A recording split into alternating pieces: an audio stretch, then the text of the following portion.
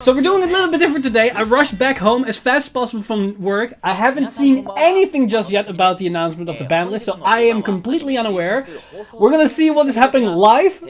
Maybe we're gonna do this more often with bigger announcements like this, that you can see my live reaction, because I want to be in the now and you guys know, see what, how and what my thoughts about this is as we go. Now, before they're already starting with the announcement, but what I probably assume we're gonna see, or at least hope we're gonna see, is hits on the big decks themselves, so the big 5, as well as something about the stand triggers. Maybe just ban them with certain things, or limit them, or restrict them to rear guards being able to stand them. And I assume they're gonna hit some fringe things like the interaction that we saw with Dentarian and the new double R for Dark State that allows you to recycle infinite shield. I think we're gonna see something like that, but besides that, I have no clue what they're gonna do and what they can expect. So here we already see, we already know about this. It's gonna be in effect for October the 1st. Let's see where they're gonna hit. Okay, I am very, very anxious and very excited at the same time, because this can go either way. This can be amazing, or this can be horrible. Watch them not ban anything. I assume they're just basically explaining either the impact of this ban list or why they ban certain cards or anything. Like, I have no clue. I cannot read or understand Japanese that well to know what to talk about. Luckily, I have translated sheets to my disposal thanks to some friends, so I can go as we go with English translations. But besides that, I haven't seen them just yet. Okay, so wait, is this a restriction with Ultima? So you can only use one? Okay. This makes sense because of all the interactions with the over triggers. Ultima is probably the most problematic, but then again, with the current format, it's way too slow to actually matter. So if they're gonna slow down the format more than enough, then yes, I can see a problem with this interaction, because then Ultima isn't going to be in sure win condition. Wait, what's this? Okay, so choice restrict between Dentarian and okay, that makes sense because of the infinite shield, and between Fina and Putpuri. Was there an interaction between Putpuri and Fina that I'm unaware about? It allows you to bounce back cards. I'm not aware about something problematic between the two, but one of them is a shield unit and the other one allows you to bounce back. Wait, okay, Pale Moon? Wait, choice restrict between one of, so you can only use one, either Purple Pieces, Jumping Jill, or Flying Parasite. That's interesting. Like, I know Pale Moon is strong, but does this impact the Pale Moon Songster loop? I'm not sure. I'm not aware about that though. But this does definitely hurt Harry to some extent, so it makes that deck a lot less powerful, which sucks because I wanted to build that deck, especially with the new reprints coming in the Revival Collection set. Oh, that kind of sucks. But maybe it's not that bad because there are lots. Wait, Zarzen? Tempest? You mean they banned Zarzen and Tempest? Oh my god! Thank God! Thank God! But wait, so they also banned Bendy and Taro. Okay, so Bendy makes sense because that's the problematic card with Neme with the Superior Ride. So that means Shadow Paladin doesn't get access to the Superior Ride engine. Thank God. Or yes, because he's the one that enables it. And Taro, yeah, Taro is a problematic card. Wait, more. Okay, Jamyu Kongo's banned. Nuadaio's banned. Tamba is banned. Wait, Zinc? Okay, New Dial, huge. Card needs to go, it's problematic as fuck. Either that or restricted with the VR boss. Jamio Kungo band makes a lot of sense. It's a problematic card and you're gonna try to abuse the card as much as possible. Get rid of it. Tamba basically means the loop deck is dead, as well as Zinc, I don't know about. They banned Darka Steel! Oh my god, they actually did it! Let's go! They actually had the balls to ban the card when it came out in the reprint set. Also, Songster, that loop is dead. Tross, that means the Superior Rat engine for Riviera is also gone, which is great because that was problematic. I'm not sure about the... Wait, what's this? Stand triggers. Okay, update rules regarding stand triggers. Regards that stand by a stand trigger cannot perform dry check until the end of turn. Thank God! okay, so that means the loops themselves are somewhat gone, because in Blade Master's case, you can still restand your Vanguard twice, so you can restand your Vanguard at least twice if you hit stand triggers on them.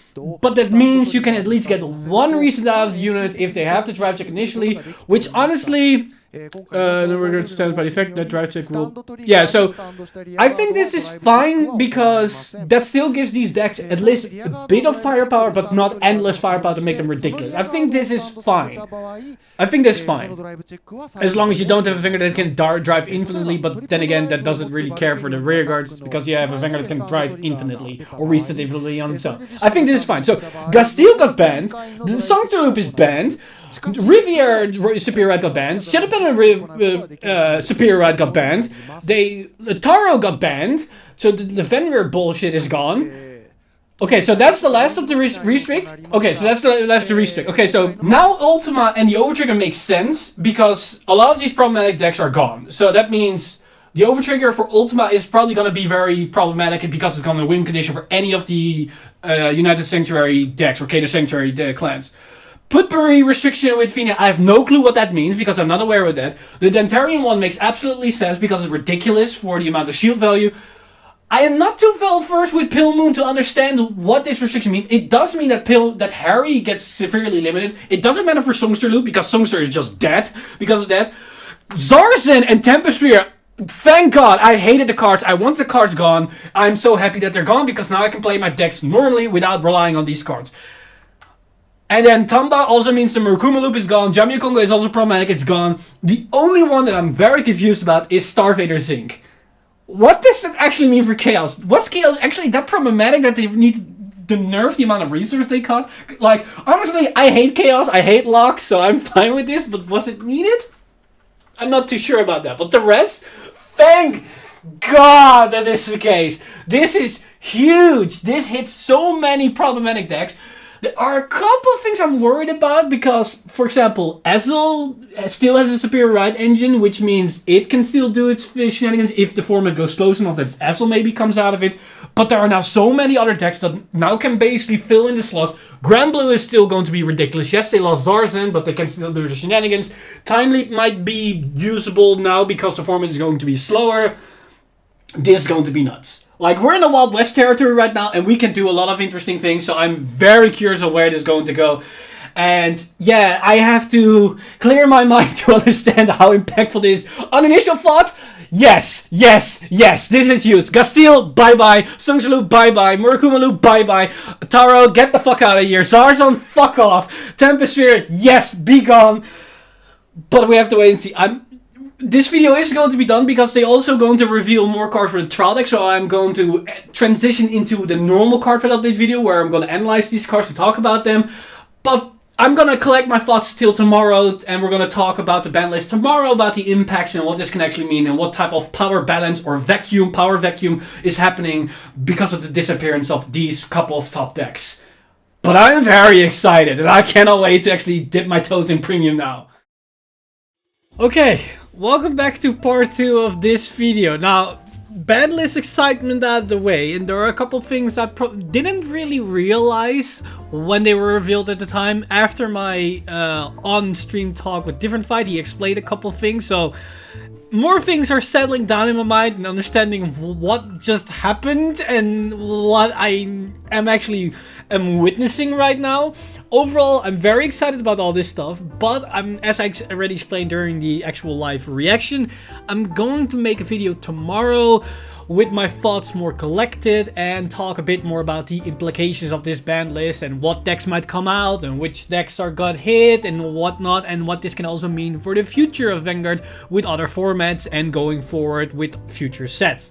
But that all aside, we also got more cards to talk about, because not only did we get the premium ban list, Bushard revealed also the new ride line and mechanic for the upcoming Sealed Dragon starter deck, or should I say Sealed Blaze Dragon starter deck with the armament mechanic, which looks very interesting and actually looks very fun to play, and I cannot wait till we get more cards around that. So without any further ado, let's jump straight into these cards and see what this new Dragon Empire trial deck or starter deck has in store for us moving forward. So first off, a new ride line also means a new starter, and for this ride line we've got Sealed Blaze Dragon Arinsa, and Arinsa has just a generic starter skill, so we can basically ignore that for now. Moving on to the grade 1, we've got Sealed Blaze Dragon Namor-Kar, and Namor-Kar has the effect, although when this unit is placed on the Vanguard circle by riding Sealed Blaze Dragon Arinsa, aka the grade 0, cost Soulbus 1, search a deck for up to 1 Sealed Blaze Zord Pavarif, or however that's pronounced,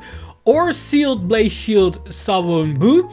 Review it and put it into your hand and shuffle your deck. So this is great because for 1 Soulbus we can search out 1 of the 2 armament cards that we can use for this new grade 3 boss unit. And we can either search the sword or we can either search the shield, which is great because that means that this card allows us to at least play a one-off of either one of the cards. And if we draw into the other card in the early game, we can use this effect to then draw the other card so we have both in our hand. And keep in mind, these cards are restricted to a left armament and a right armament, but you're going to see that in a second. And we already know that in set 4, we're going to get a new left and a new right itself, so that means we can potentially mix and match these cards. So we can basically say, you know what, we're gonna play the left from the starter deck and the right from the set itself. So this grade 1 allows us to always fetch that left one, or we can go the other way around. Or who knows, we can also say we're gonna play one off of the starter deck left and right, so we can use the grade 1 to at least fetch 1, and we can then top off from the new cards, and we're gonna play 3 or 4 of those cards if we like their effects a bit more. So this grade 1 in the ride line allows the deck to be a lot more flexible with upcoming future cards, which I really like. But then on top of it, it also has the effect, although Vanguard circle, when this unit attacks, this unit gets power plus 2k until the end of battle. So a 10k attacker doesn't really mean anything, so we can basically move on from this. Now, so moving up on the grade 2 of the right line, we've got Sealed Blaze Dragon Halibadra, and Halibadra has the effect, although when this unit is placed on the Vanguard circle by riding from Sealed Blaze Dragon Namor-Kar, choose an arms card from your drop and put it into your hand. This is actually really nice because remember that we can fetch one off thanks to the grade 1 of the right deck. Then we can basically discard it for the right deck next turn and immediately fetch it back with this grade 2. So this is again a +1 for free. It is not really accelerating your game plan, but allows you to mitigate the losses, which on its own in the early game can actually matter, as your card advantage in the early game is usually very limited. So this might come up or might not. And the fact that this is very generic, it also means that we could potentially say, you know what, maybe we want to play another grade 2 of another right line that gives us immediate value if we want to have that. Who knows? This doesn't really force us to actually play it, as it doesn't really help the archetype mechanic all too much. But it's interesting to think about. But it also has another effect, which is auto Vanguard circle. When this unit attacks, if your Vanguard is armed, this unit gets power plus 5k until the end of the battle. So it becomes a 15k attacker if you equip one of the left or right to your Vanguard, which is fine, as it's not really anything special, so I don't really think you're gonna play it in the main deck for that skill.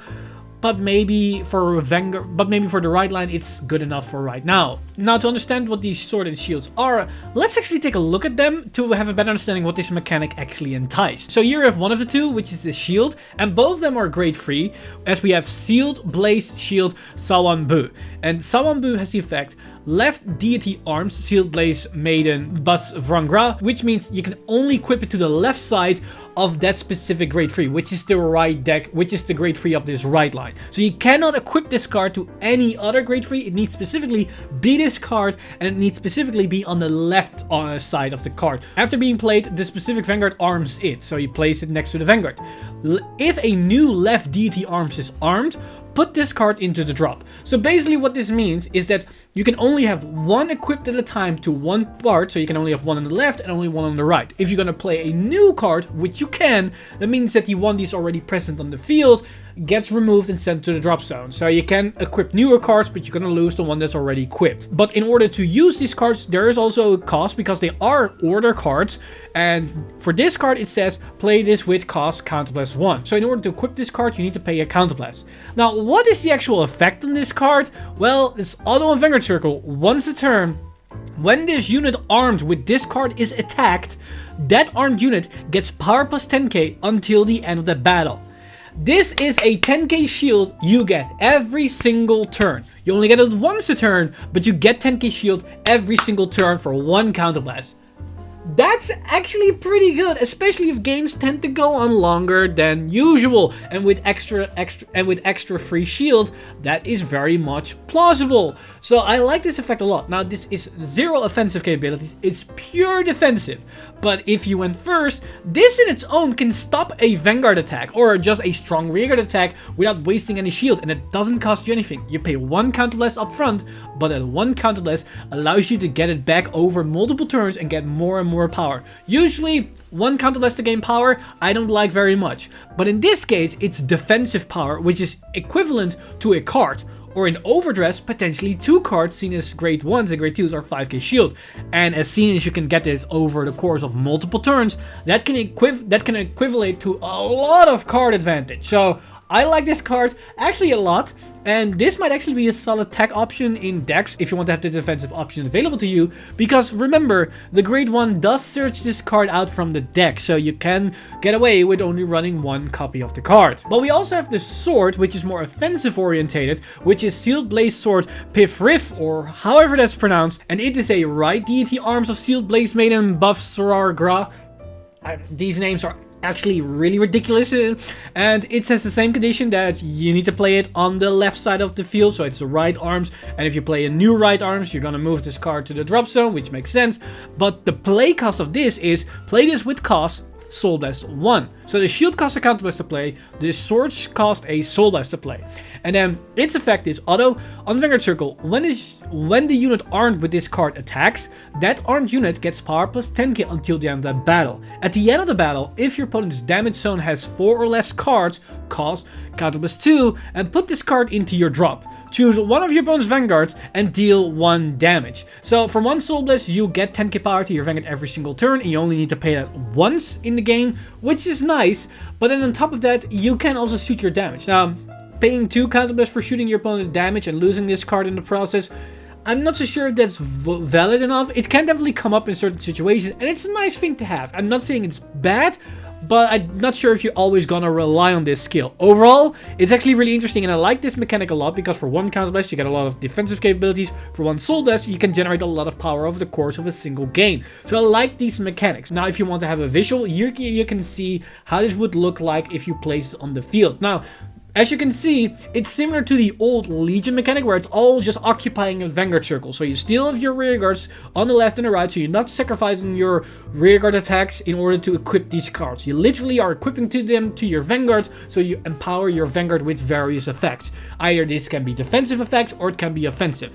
Now, interesting enough, we saw in the set itself that we're going to have a spear and a crossbow of some sort, of a gun, which means probably both of them are more offense orientated, so we sacrifice the potential shield power or the accumulation of shield over the course of multiple turns for more sheer brute power or very powerful offensive effect. So I'm curious how that's going to pan out, and if this shield will still be viable in a long term, because depending on the meta or how decks are going to function, having at least 1 10k every single turn can actually matter to some degree. That helps you to actually facilitate into the late game, where you can potentially just win the game, as Dragon Empire usually is a resource deck where you're going to eliminate your opponent's resources.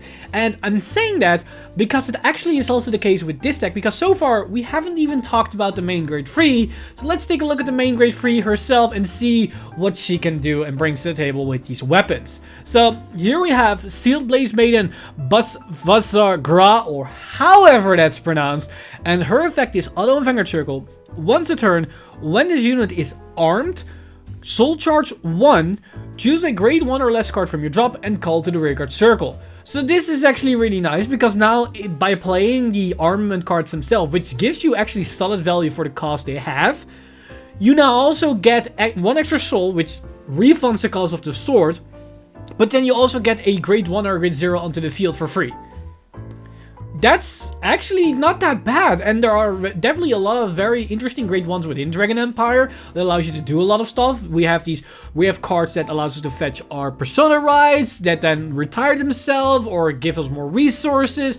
So I can see a lot of value in this skill alone, and it allows you to capitalize more on these cards themselves. Now, one thing I haven't really talked about is that these Sword and Shields, they are order cards if I'm seeing this correctly, which means you can only play once a turn, so you can either play one of the left or the right on the very first grade 3 turn, and then the following turn you can equip the next one. I am thinking this is the case how this works, because that makes sense with how order cards works, but maybe we get support cards that allow us to equip them in one turn both.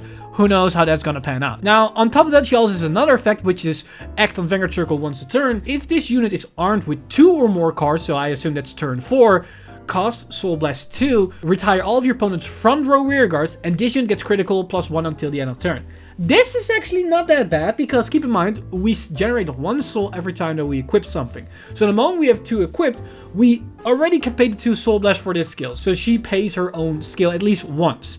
And then we can retire 2 cards for Soul Blast 2, and we give a critical to the Vanguard. Which, in the current situation, our Vanguard becomes 23, so it's a 23k double crit attack that almost comes for free.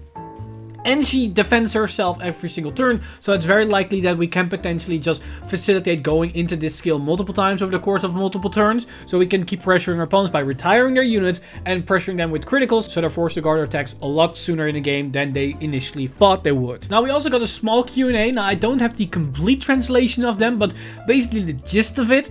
So we have 2 questions, and one of it is, what happens when you write a new unit on top of her? And the reason why they asked this question is because the left armament and right armament specifically states that they can only armament with a specific unit. So what if we write into a new unit while they're equipped? Well, the answer is, if it's the same card, they stay.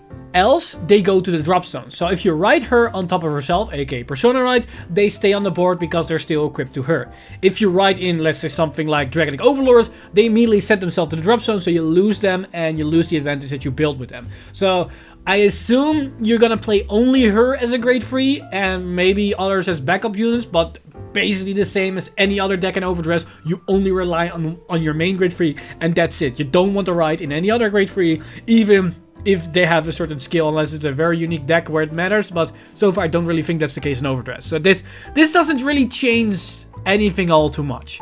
But then they also have the question, do I have to use the shield effect when my Vanguard is attacked? Basically, this has to do with the effect of the shield that gives your Vanguard once a turn 10k power.